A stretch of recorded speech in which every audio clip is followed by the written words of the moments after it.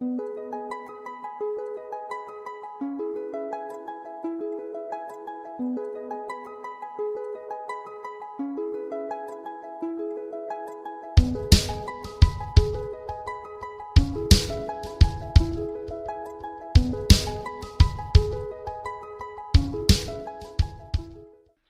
everyone, and apologies for the slight kind of mess around with the rooms and things like that. And we did have a proper AV sorted out for the event tonight, but unfortunately that fell through too. So let's hope that these things are coming through.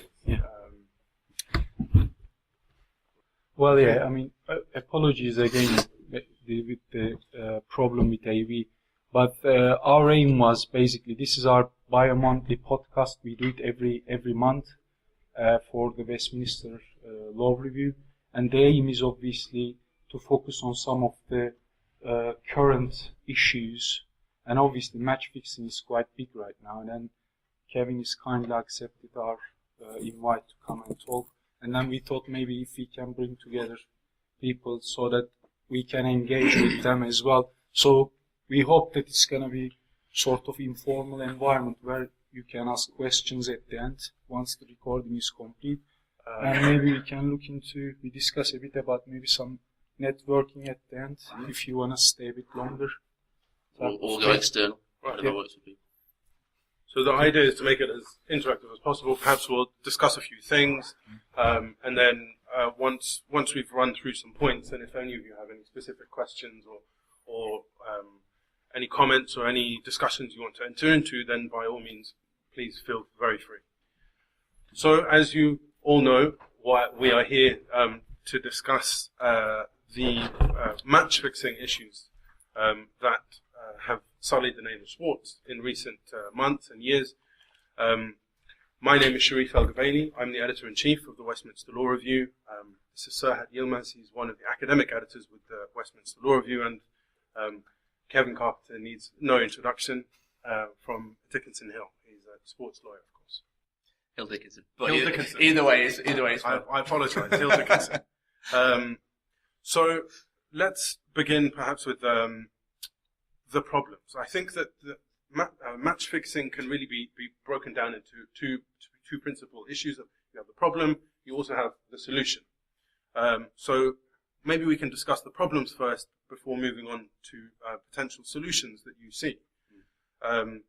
So as a brief introduction, there are lots of terms bandied about: match fixing, spot fixing, so on and so forth. So could you perhaps give us an introduction to what exactly these terms mean and what you identify as the principal problem today? Absolutely. Well, this is the fundamental misunderstanding, really, which comes with particular media reporting of the issue, but also in terms of support and all of the stakeholders involved in sport, but in football in particular. That's what we've seen in the media most recently. Match fixing is obviously the fixing of the result of the game, or other bets around that. So, for example, the total number of goals is another one of the popular markets, whereas spot fixing is the micro manipulation of events within a sport. And there is the fundamental difference really comes from this, is the liquidity in the markets worldwide. So for match fixing, the liquidity in the markets is huge, whereas in spot fixing, not so much. And when we talk about, obviously you'll hear a lot about the Asian gambling syndicates. They are principally interested in match fixing. That's where the money is to be made. Spot fixing is a novelty bet, where there isn't a large amount of bets made. But what it does do, importantly, and I will talk about perception a lot this evening for sport, is that the problem with spot fixing is it gives a perception that a sport isn't clean. But it doesn't necessarily affect the betting, or it isn't the betting that drives it. So it's important that sports do address spot fixing issues within their rules and regulations, but it's not necessarily a police issue, which we'll perhaps come on to later on. Well, also, yeah, I mean, one of the key elements about spot fixing, as you said, in terms of market share, compared to match fixing, it's really small. But the other contributor element of it is mentioned in the reports, that obviously it's sort of gateway for these cartels that run in this business also to persuade players to move into match fixing.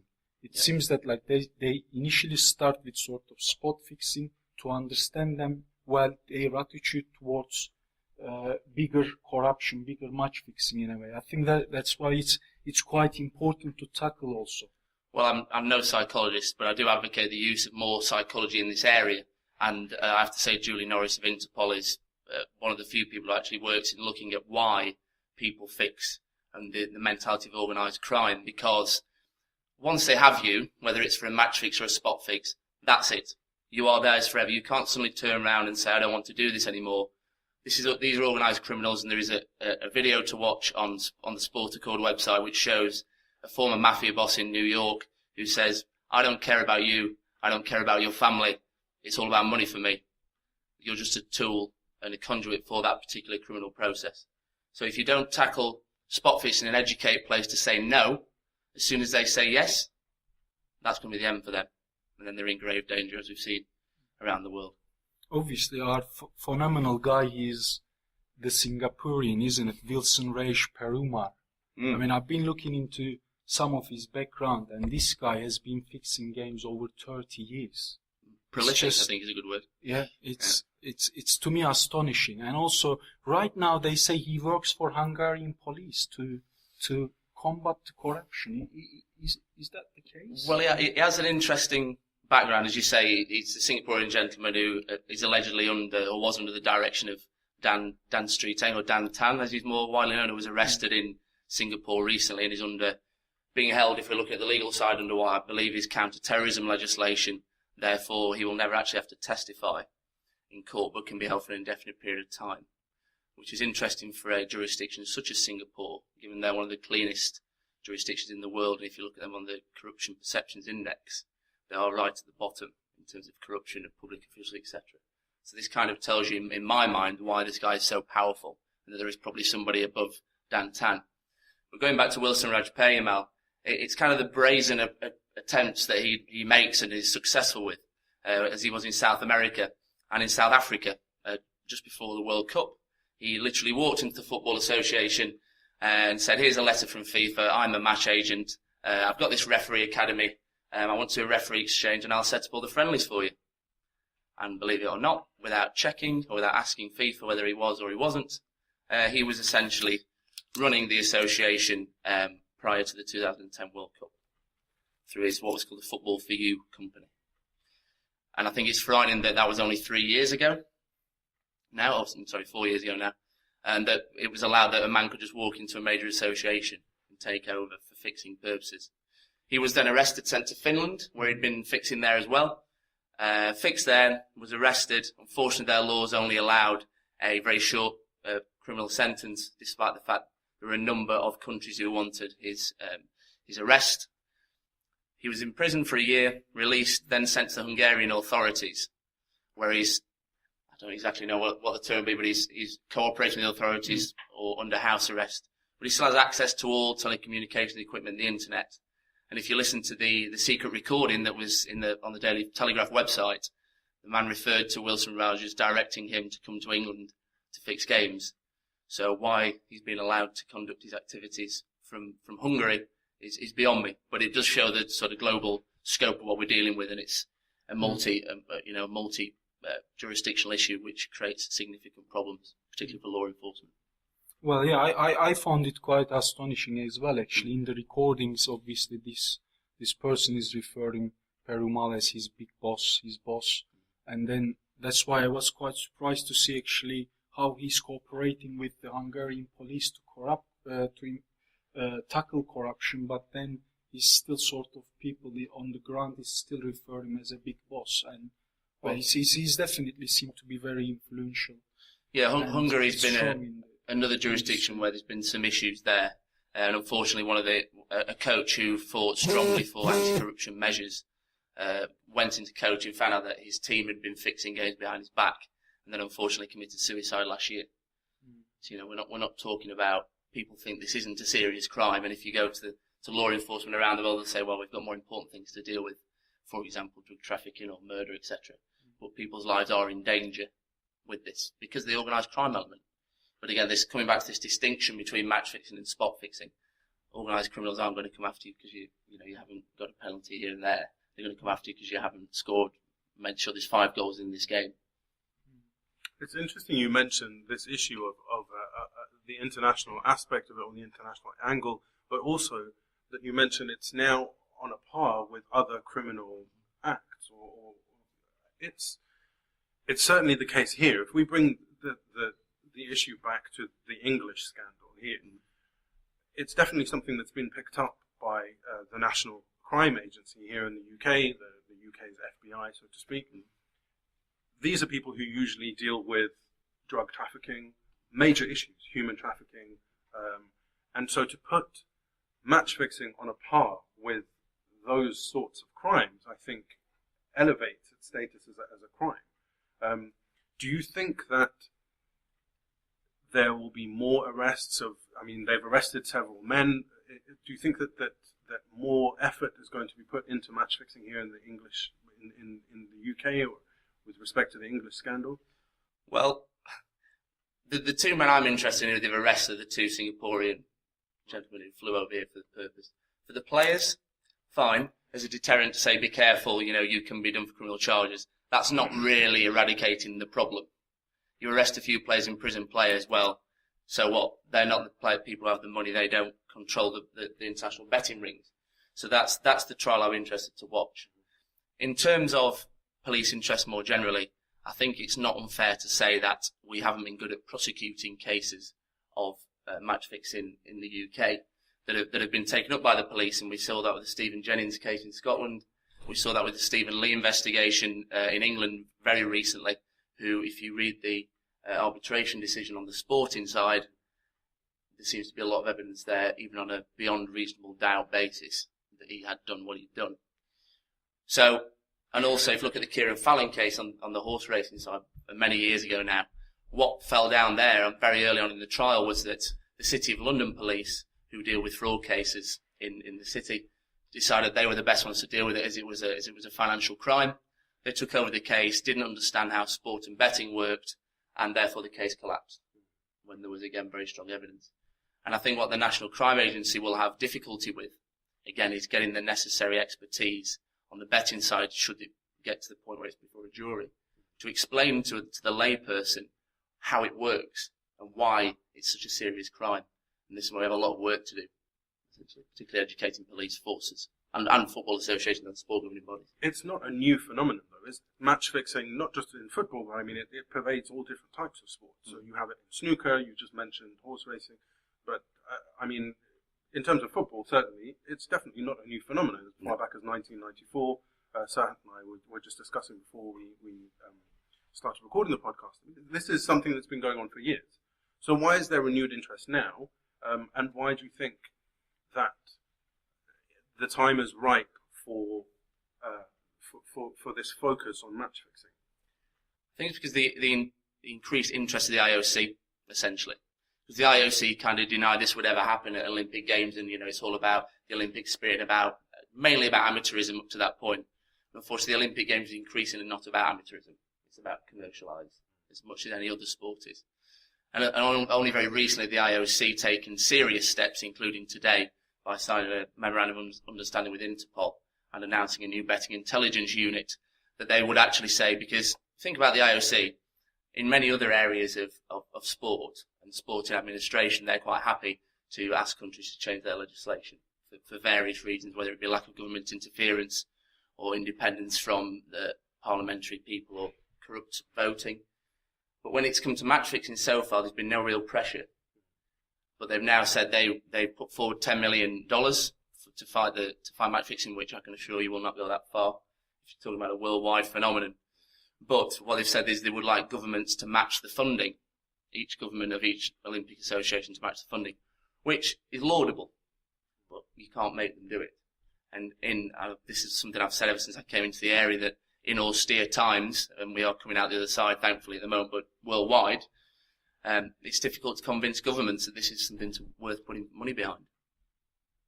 And I think what some of the people, including Interpol and FIFA and a few other bodies going around the world trying to convince and engage people within government to understand the threat, number one, and allocate resources to it appropriately. Well, I want to take a step back. You mentioned about your interest on these two Singaporeans, whereas I'm quite interested in this a chap called Delroy Facey. Well, because my research focusing on agents, and my argument is agent needs to be regulated better, which is it's acknowledged now by the stakeholders, as well as I'm looking at it from European sport policy perspective, by EU as well. But the way Mr. Facey was reported to be an agent, but when you look into the FIFA agent list or UEFA match agent list, his name wasn't there. Then the issue becomes also that the media hasn't clarified whether he's a player agent or match agent. Now, from my perspective, then the issue is media referring this guy as an agent, which in a sense he's not an agent, he's an unlicensed agent, and then it goes into the heart of these regulatory frameworks applicable to agents now. And the issue I'm seeing with this, obviously, is probably acting as an intermediary. But what we see with agent regulations now, FIFA is going to deregulate the market soon. So they are coming up with they are eliminating the licensing element, but they are coming up with this concept of intermediaries. But once you free the market, then you need to have like these stringent requirements or regulations to these intermediaries, actually, in order to prevent them contributing into this match fixing element as well. But unfortunately, the role of agent in this new phenomena is not really having, in my view, enough focus. I mean, I read one of your recent piece where you actually refer to role of agents in the light of English match fixing scandals. I mean, how do you see the role of agents or intermediaries in this phenomenon? Well, I think, let's go more broadly. There's three areas of regulation in football which governing bodies, particularly FIFA and UEFA, don't really, well, UEFA taking steps, but FIFA don't really know what to do about. One is financial fair play and financial sustainability, which obviously UEFA have taken steps to deal with. That's a sort of separate issue, but the other two are relevant. The first one being agent regulation. Okay. As you said, they're looking to, well, they don't really know what to do about agents, because the decision previously was, let's national associations regulate agents and have a system of registration. Well, that's clearly not working because a significant number of agents aren't regulated and still acting as agents. Okay. This is the issue we had with Delroy Facey, who was a former Premier League footballer who had began acting on behalf of, I don't know the story, but you can imagine the scenario, some of his friends doing deals for them. And the agent has the ultimate relationship of trust, probably apart from family and friends, or even more so in some sort of, you're dealing with the livelihood of anyone. And what match fixers need more than anything is the relationship of trust between the parties. Without the trust, then that's why they have to use somebody who already knows the players and has access to them. And that's why regulating who deals with players and sort of player liaison representatives at clubs have to be very, very aware on the ball about who their players are dealing with. So that's where the agent issue comes in, I think. This move to intermediaries, agents kind of say the regulated agents want to be regulated, whilst the unregulated ones don't. So where this is going to go next, I really don't know, but it needs to be put on the agenda because although there's not many reported cases of agents being arrested or prosecuted even under football regulations for this sort of behaviour, I'm sure it happens more than we care to think. The other regulatory issue that's still outstanding is third-party ownership. And this is something I have commented on previously. I'm not against third-party ownership as a form of finance. I will say that because I think of all the forms of finance, it's just another method. And if you're going to achieve competitive balance in football without salary caps, which you can't have obviously in Europe for the legal reasons, then what other ways are there going to be, especially when the sort of lending markets dry up? And what does concern me, if UEFA go through with it and ban third-party ownership, is that match fixers or organised crime will go along and go, you need enough money to last to the end of the season? Okay, you lose a third of your games, try and win the other 2/3, you'll stay up and we'll pay you X amount of money. Match fixers have taken over clubs previously in Belgium in the second division, bought a club for the very purpose of fixing games. And this is something I don't think has really been discussed at the regulatory level by the governing bodies and needs to be addressed. But obviously there is a big difference between ownership and influence. But there will always be unscrupulous people acting in any market you operate in. So to say that because people believe that most of it's about third-party influence isn't a reason to ban it, as far as I'm concerned. So I think this is probably a good time to move from the problem to the solution. I mean, you've highlighted some very interesting and very important, very pertinent issues. What then can be done about these particular problems? What can be done about the issues that you've raised about third-party ownership, about issues with agents? What's FIFA doing? What is UEFA doing? What are Interpol doing? Well, there is no one method to sort of thing. You need to have a sort of a whole toolkit of things to use. The one you hear about all the time is education. Education is important. Education should be face-to-face, because people who listen to this podcast probably won't be as engaged as people who sat in this room, and that's just the example of how education works. So the more you can go and see people in person and talk to them, the better that has to be, and tell them the realities. And if you can actually get former match fixers who are hopefully reformed, and this is what the ICC is using with the Pakistan cricketers to do the education training for them, on the promise that they may be able to come back sooner, or it will at least be considered, then that's one thing on the education side. It has to be tailored to specific people. So you can't have a generic match fixing or betting integrity education program. It has to be one for players, has to be one for referees, has to be one for administrators. So everybody within the football associations around the world should be educated on these issues. Everybody in a football club should be educated from, because if you think about people who have, and we haven't really touched on inside information, but think about people who have important information that can alter betting markets. Physiotherapists, for example, have important information. All these people need to be made aware and made subject to the regulations in that particular country. So that's a little bit about education. The next one is obviously cooperation between law enforcement and gambling companies. It's a unique threat, match fixing, compared to doping, for example, because you don't have this. I think everybody universally agrees that doping is wrong. Okay? I don't think around the world everybody universally thinks gambling is wrong or bad. I'm being one of them. Okay? It's here to stay, and sports that try and control betting types or even talk about it, and unfortunately this is, or was in the last draft of the convention from the Council of Europe, is that sports should explore what bets they allow. It's a waste of time, because who in the Asian unregulated markets is going to listen to what we can and cannot offer markets on, for example? Although, as I said, they're not as lucrative as the big results markets. It's an issue that we shouldn't be pursuing, really, and putting funds towards, in my opinion, on that side. Law enforcement is the really, really difficult area. The FA and the Football Association of Wales signed a protocol with the police force back in December for all criminal activity or potential criminal activity to happen on or off the field, which didn't include hooliganism. Okay, so for example, tackles that may go to the level of criminal offence, or match fixing is apparently covered by this. And you look at that paper, and the police want to drive the investigation, because at the end of the day, they have a public interest element, which is above all else, and that they have to satisfy if they're going to bring a conviction under the criminal law. Sport doesn't have that same level of public interest. They have different objectives, and the regulations are drafted differently to the way legislation is drafted for that reason. But if you look at the Pakistan case again, that was a very good example of how the ICC said to the police, we will share with you as much as we can, we'd like you to do the same, but we can't let this ruin the perception of our sport, because it's in a national newspaper in the UK, it's gone worldwide, we're going to take action. But what we will do is, when we've done our disciplinary action, we won't announce the outcome of that until you've decided whether or not you're going to bring charges. That seems to me a sensible middle ground. But the ICC didn't let the police run the investigation. But that happens all too often here. And if you ask the guys in snooker how 2 years after the police picked up the investigation into Stephen Lee, and then that was sent back to the sport, you can't let that happen.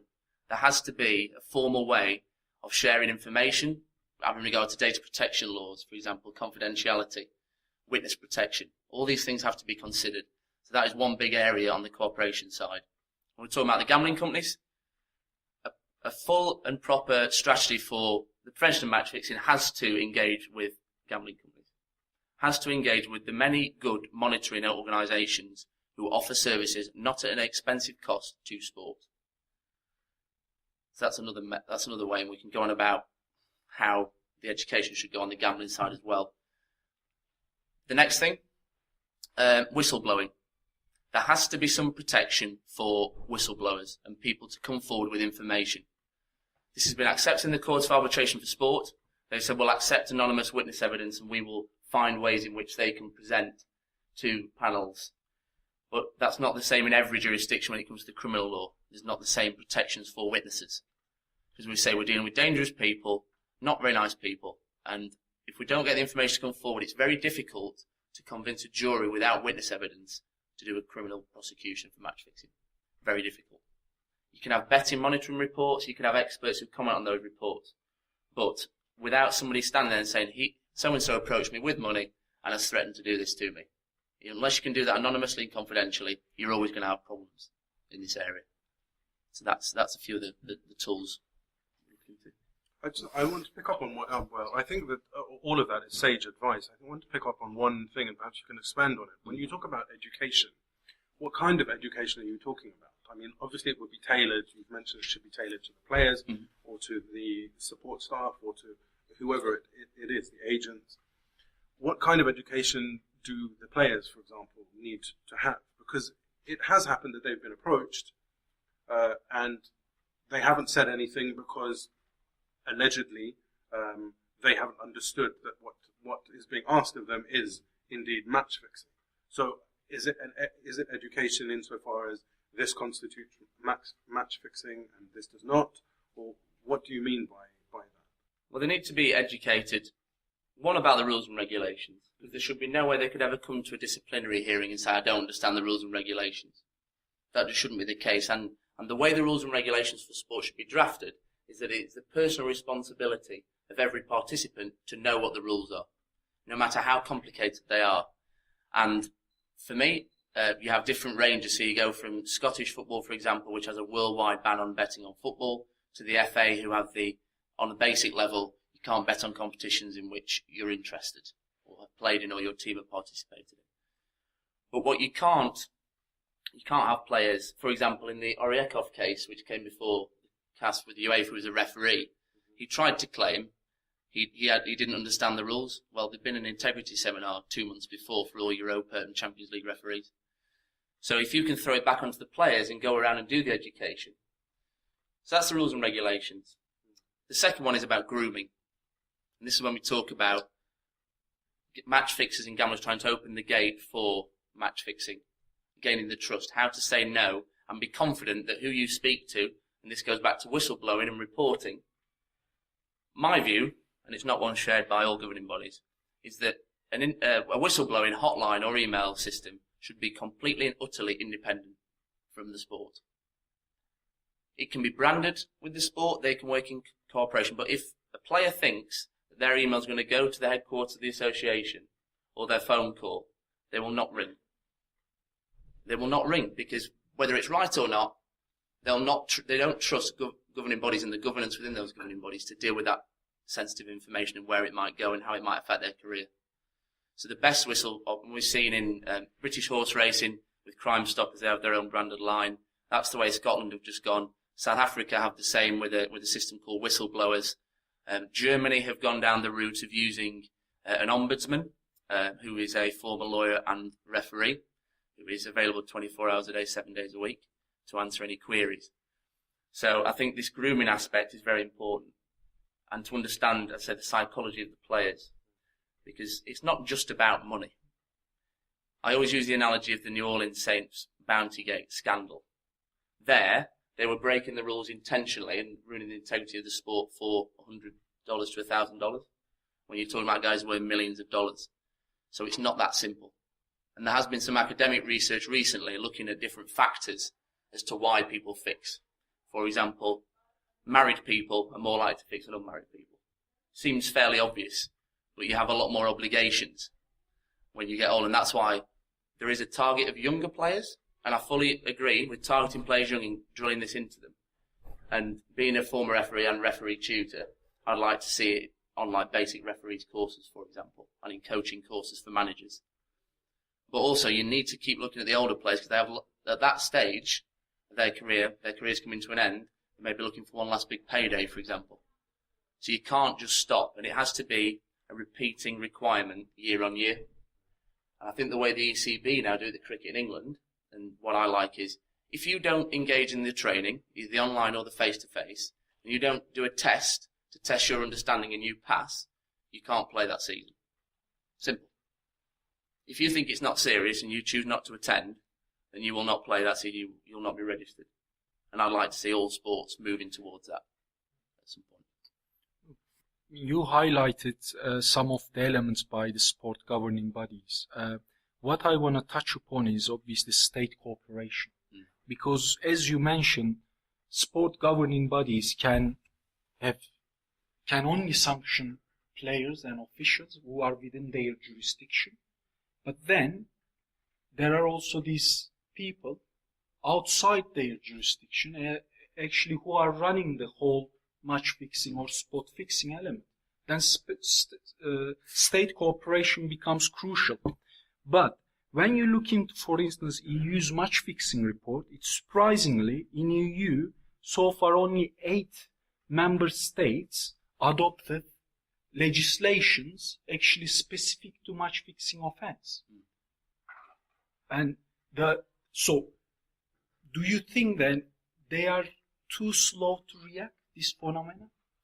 Well, that's a topical issue, because in England, what this issue is raised, and this has been brought up even since the Gambling Act 2005, which has a cheating at gambling aspect to it. Unfortunately, the way the laws are drafted in the UK, for example, at the moment, is these charges are being brought under conspiracy. For example, an old-fashioned common law offence, which is obviously very difficult to prove, because it's often one person's word against another. Fortunately, on this case, they do, of course, have the undercover reporting, etc. But again, this is why the legislation in England, as you say, throughout most of the year, there's no specific.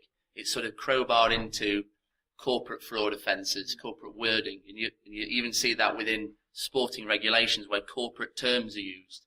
It's a unique fraud to sport. You don't see this in any other walk of life.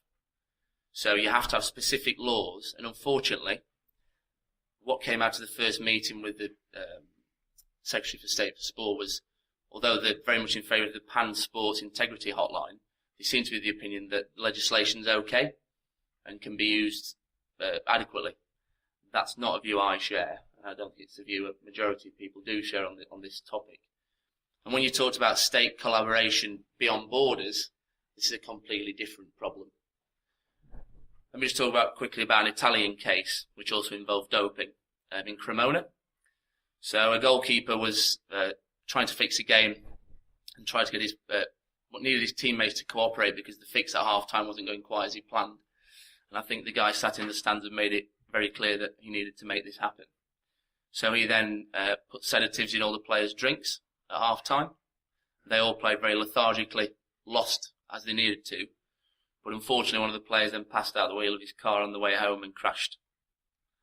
Now, without that happening, the police in Italy don't think that would have ever been unearthed. But the problem they've had, despite sending out what's called Interpol red watch notices, which is where you say, this is somebody we're looking for, please cooperate. One of the gentlemen that involved in the ring is in Macedonia. They have no extradition treaty with Macedonia, so there's absolutely nothing they can do. So this is why you have to have very close cooperation at the very highest levels. And that's why what's happening with the UN, with the ministers for sport there, with the Council of Europe and the EU is encouraging. But it's encouraging. There's a lot to do yet. Well, this story reminds me the issue related to the agents as well. I recall Pini Zahavi saga. Pini Zahavi, he was investigated by the English FA here for some irregularities, some of the transfer he brokered. But because he was a licensed agent in Israel rather than in the UK, initially English FA can only do certain things. And eventually, because he was outside their jurisdiction, they referred to matter to FIFA, but FIFA was too slow to react and nothing came out of it. So that's really interesting. The other interesting bit is, within these EU member states, who has got actually specific legislation on match fixing, Italy is actually the one that actually who has got a specific criminal code now. And I was thinking about whether it might be related to scandals of 2006 and now 2011. But Well, I think the difference with 2006 with Calciopoli was that it wasn't a betting motivated fix. And I guess that's all we've talked about so far is betting mode, but that was purely for sporting purposes. That was Luciano Moggi leaning on the FA in terms of referee selection to make sure Juventus finished as high up the league as possible. So I guess that falls outside the remit of what we're talking about here in terms of betting fraud, but they do have a more substantial code now in place. So then, do you think we need a VADA type of body? That was something we discussed, and what is your view on that? I think you've asked this because you know I'm different to everybody else. Everybody else thinks that it's now time to come together and have a WADA type body for match fixing. And I would say 95% of people who work in this, what I think is probably now fair to say an anti-match fixing industry, thinks it's time to do that. David Howman, who was, I think, now the former head of WADA, thought they needed to start again on integrity offences, start again on doping and on match fixing and have it all under one body. I come back to the issue of funding again. WADA continuously says to people that they're being asked to do more and more and more, and yet funding's being cut every year by each of the members.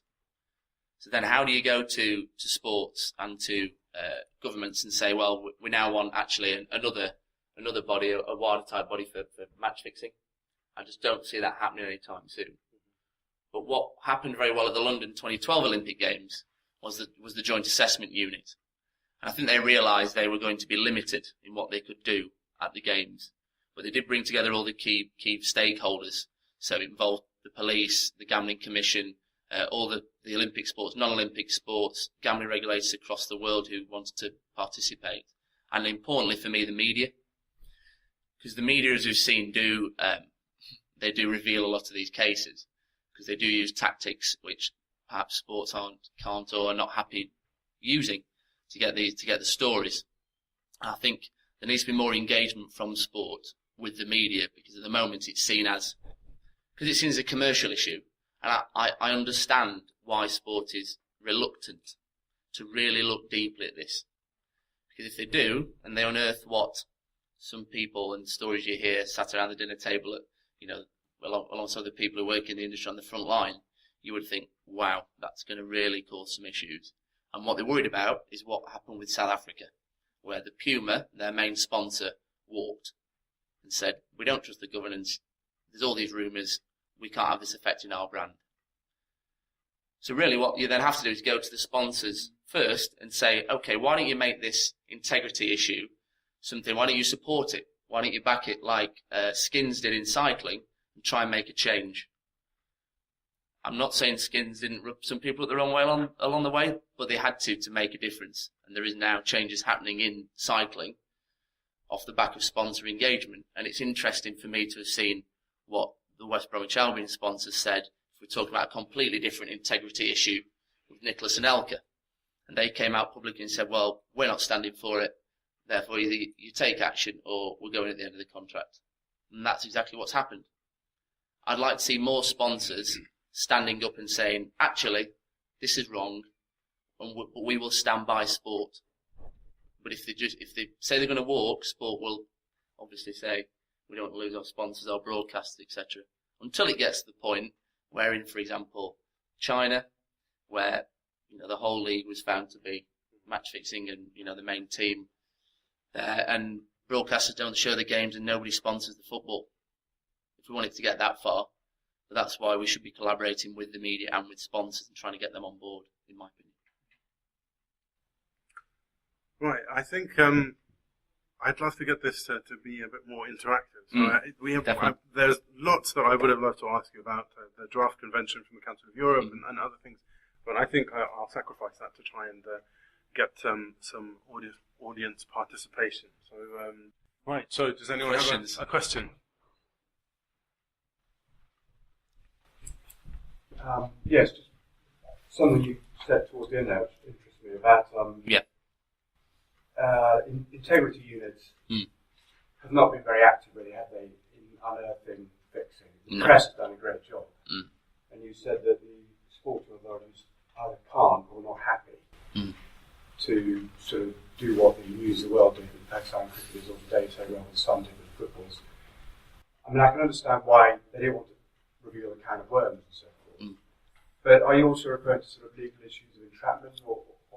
I mean, I don't understand why the integrity unit don't. There seems to be a shortcut here, which is that the press have been very successful in revealing these things. The integrity units have a lot of money invested in them, have really done nothing. I don't understand why they can't go down the route of the undercover investigation if they're already serious about it, or is that just a naive question? Well, I suppose that would mean more interaction with law enforcement to see what is legal and what isn't legal. Because I'm not going to pass comment on whether it's entrapment or in a sort of legal sense. But I think it's something sport would be uncomfortable with, generally. And we are a long way from that. But if they could go to sport and go to police, and say, what can we actually do? We've got a suspicion about X person. What could we do legally that would hold up that? But that I don't imagine those conversations happen too often. But that's a big leap of faith for sport.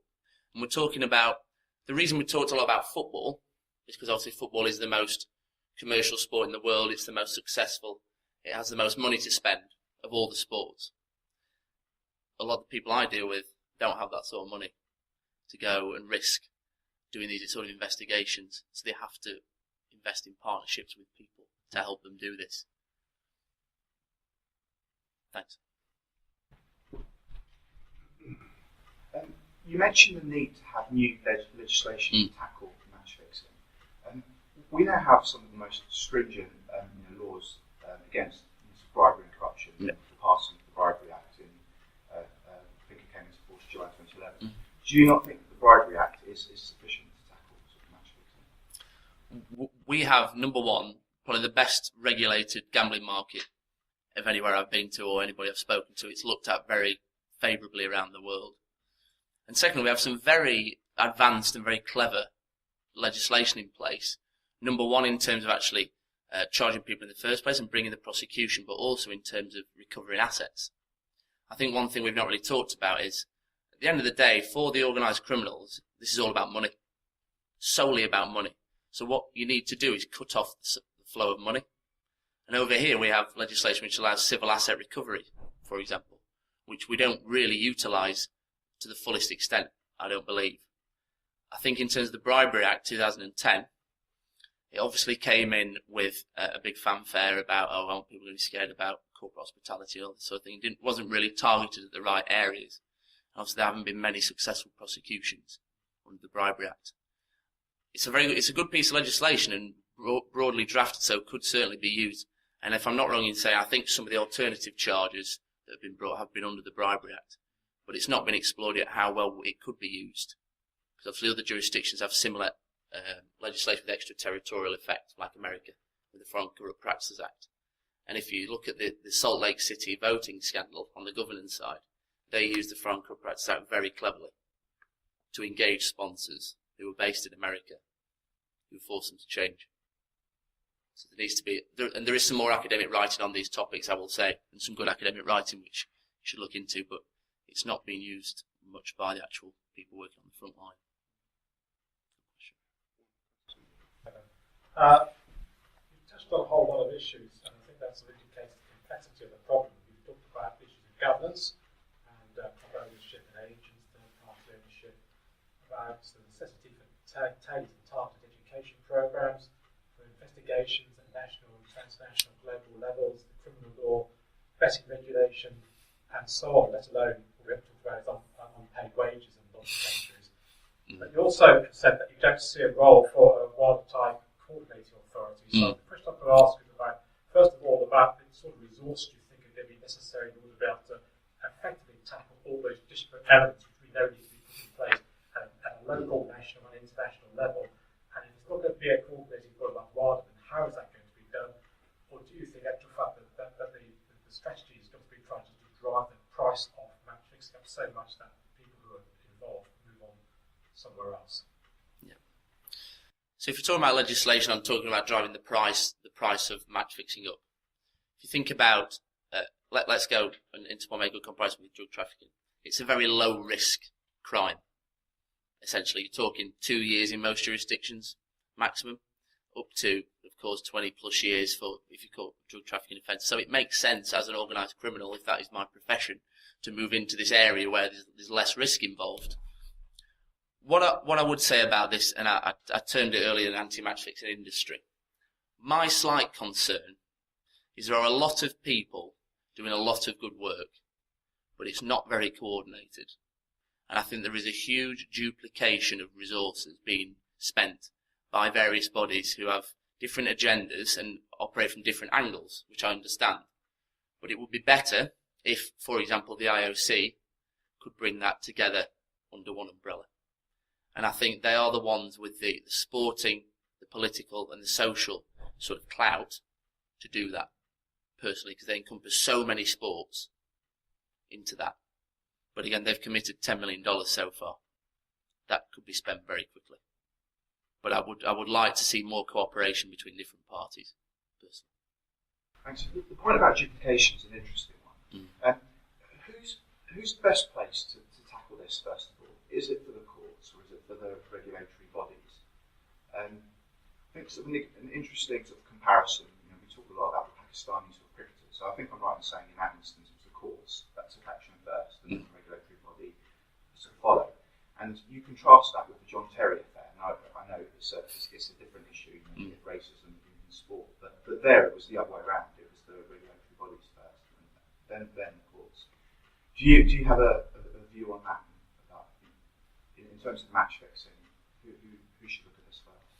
I think first it was actually the way around in both cases. So it was the ICC first, then the courts in the UK, and with John Terry it was the criminal side who decided we're going to take over, then it went back to the regulatory body, who were then left in a very difficult position. Because what the general public tend not to understand is the difference between, well, the reasons why, the theoretical reasons why we have the two systems and why it's very difficult for them to operate together and why it needs close cooperation. Fundamentally, on the legal side, and we are a legal podcast, so let's talk about standard of proof. As a simple issue, you have the balance of probabilities in the majority of sporting regulations and beyond reasonable doubt. So let's talk about percentages. We're talking 50 plus 1 and 75. Okay. What I advocate when speaking to clients or potential clients is what the Court of Arbitration for Sport have said for sporting regulations is this is not a normal sort of disciplinary offence. This is a very serious integrity offence. And if you're found guilty of a serious offence like this will ruin your entire career. And your reputation will be tarnished forever. And that's why another thing we've not really talked about is about what sports, how they manage in a potential crisis. Because they have to be very careful about the message they send out to the media. They have to be careful about who they accuse and how much information they send out. Because if we look at the Lalit Modi, Chris Cairns case from the IPL, which was heard in London in the High Court, he had a significant amount of liable damages for untrue allegations of match fixing. I think that was a bit of a warning sign, despite the fact there are now other investigations into him and his teammates. So that goes back to the sort of standard proof issue for sport. But comfortable satisfaction is being used from anti-doping law, has come into match fixing and corruption. And they've said in a number of cases recently, because UEFA and FIFA both have comfortable satisfaction, which is, if I was going to take a percentage guess, sort of 65%. It's more erring towards the criminal than the civil. But that's going to take some training for people to understand within disciplinary panels and organisations, because it's a new standard, not universally used. But in the Mohammed bin Hammam case against FIFA at the CAS, which is about corruption allegations, generally not about match fixing, but they said we would like to see for integrity offences comfortable satisfaction being used across the board. The police only have one that they can use. If they're going to go for a criminal issue, it's beyond reasonable doubt. It's a very high burden of proof, and I've said for this reason a very high standard to get the evidence required at the moment, the way witness protection and betting knowledge and explaining that to juries is set. Very difficult. Any more questions? It's often been said that part of the problem is that the Asian betting market's drivers and betting is unlicensed.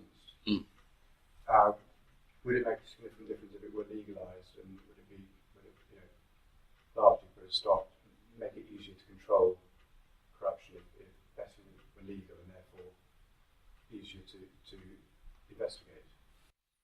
Theoretically, yes. Regulation cannot be worse than driving anything into the black market. It simply cannot be. And I've had this discussion in America.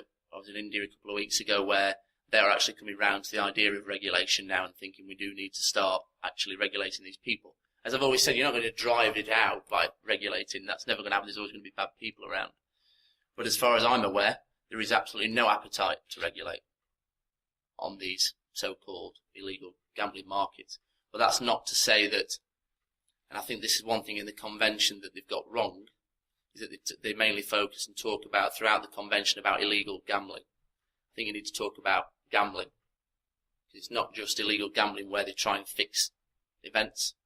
Obviously, there's betting detection and you can spot more easily on regulated markets if there's been trying to be a fix taking place. But it still happens. So until we have the cooperation of the Asian markets to feed into the betting monitoring, what do you do? And I say this is again a political issue. It's a political issue at the top level to say, come on, regulation is better than not. But sport, it's going to be a very long road to do that. So that's why you need a package of tools in place to try and combat it. Because if that happened, that would solve or would create a huge pool of information that you could then use. But until that point, it's very difficult. I just want to go back to the question. I mean, the international cooperation element and maybe emergence of international regulatory framework. There is also now so-called institution based in Doha, International Center for Sports Security, and obviously they employ Chris Eaton from FIFA, who is ex-head of integrity there. I mean, how do you see their role? I mean, I think it was yesterday also they signed another cooperation agreement with German league, and it seems they are creating sort of network with all this sport governing body. I mean, at this stage seems to be football governing bodies. Yeah. But do you think they can emerge into such establishment? Because it seems that they've got this expertise, but also it seems to be funded by Qatari government. So, do you think it might be emerges as an institution to combat this? I think this is a very good example of what I was saying earlier about lots of people doing a lot of work, but not working together as they should at the moment. The ICSS have been around now 2 or 3 years. There are some very influential people from the world of sport who are involved with the organisation, and one thing I would praise them for outright is the sort of the research side of things, because I know they are planning a lot of money into research, and I think that is one area that is lacking as regards match fixing compared to doping, for example. So I'm all for more academic institutions and people with the knowledge doing more research. I think that's good. Obviously, people will always, and Chris will say this to you, will always question their motives because of where they're from and the history, unfortunately, of what's happened and is still unravelling itself with the World Cup bid. So, but, you know, being a lawyer, I'm sceptical generally, so I don't think I'm any more sceptical about them than I probably am about other people working in the industry. I mean, as I say, it is now an industry, and that's where it's changed. It's not just a philanthropic sort of pursuit for people. People realise there is money to be made ironically, there is money to be made from protecting integrity. So whenever that happens, you will always have new people coming in to sport to help from the outside. But if there's one thing they certainly do have, it's the funds. And that's why you can't close the door and shut your mind off to anyone. And I don't think in our situation when we're trying to gather as much expertise and intelligence as we can't do that. One last question, and then we should probably wrap it up, I think. You mentioned about the importance of media and educating the media. Do you find that there's any resistance to that? Because media sells sensation and scandal and various kind of things like that. And in my research, I found there's a very small body of people who do do an incredibly useful service where they debunk the other 80-90% of the media, and I kind of get the sense that it's sensationalizing. It affects sports in a really negative way. And we talked about the power of sponsors to make or break once they decide that something has reached a certain breaking point. These media are driving almost an erroneous agenda because they're mispronouncing where the problem is. You know, they're saying court siding is match fixing when it's not. And all these kind of things. Do you find on your travels that you found media to be receptive to really getting under the skin of this, or do you think they actually quite like the idea that, while they wouldn't call it ignorance, is in their benefit, but there's an element of them thinking, well, let's scandalise it, and then that serves their purposes? I think you say you have to differentiate between individual reporters to a certain degree, because there are individual reporters, particularly the investigative journalists, who do an excellent job in this area and are very well educated about it. Unfortunately, it's difficult for me to step away and be the general public, because I follow it very closely, to know how much uneducated stories there are out there, really. And obviously when I start reading something that's highly uneducated, I tend to switch off, because it's of no, I know that's not correct, but at the end of the day we live in a free media society, thankfully, in the majority of places where these stories come out. And courtside is a very good recent example. Courtsiding is merely an opportunistic person sat in a stadium trying to get an edge over the markets and the broadcast. That's very different to match fixing. It is a breach of his terms and conditions of his licence on his ticket. And if the tennis authorities wish to eject him from the stadium, I haven't got a problem with that, because that is the terms and conditions. You shouldn't be doing that. And let's go back to perception. The perception is bad. Whether you think it's match fixing or not, and it isn't, and whether the general public think it is or not, they will think it is. If they're told it is, it is. So you have to take action. The police, because Australia have been very recently through a traumatic time with match fixing, unfortunately involving English players, the legislation that's now on the books there is quite wide. So they are looking to make examples of people. And I fear, unfortunately, that's what's happened in this instance. But there's people around the world going to different sporting events who feed data back, who aren't doing it for integrity reasons. They're doing it to actually iron out the market, to make sure that the information flow is as quick and clear as they can, so that people who are unscrupulous individuals can't take advantage of those markets. But the media is what it is. You can't. If you want to start controlling media, we just have to hope that people who are educated get some airtime. Thank you. Right. It just remains for me to thank everyone for turning up, and I'm sure you will agree it's been a very informative and descriptive talk today. I hope that it's been as enjoyable for you as it has been for me. So please join me in thanking Kevin for taking the time to come and talk to us today. Thank you.